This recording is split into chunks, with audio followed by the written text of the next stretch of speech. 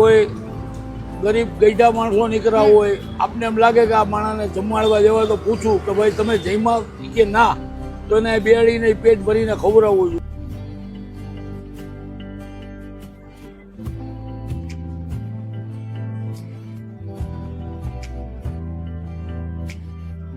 આ મને આ 14મું વર્ષ બેસી ગયું બેટા.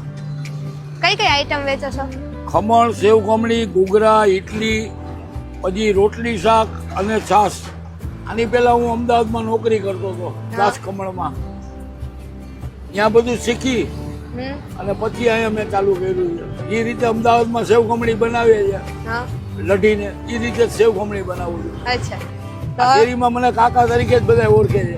આ જલારામ ને કાકા, આ બે જ આઈટમ. અને ટાઈમિંગ શું હોય છે?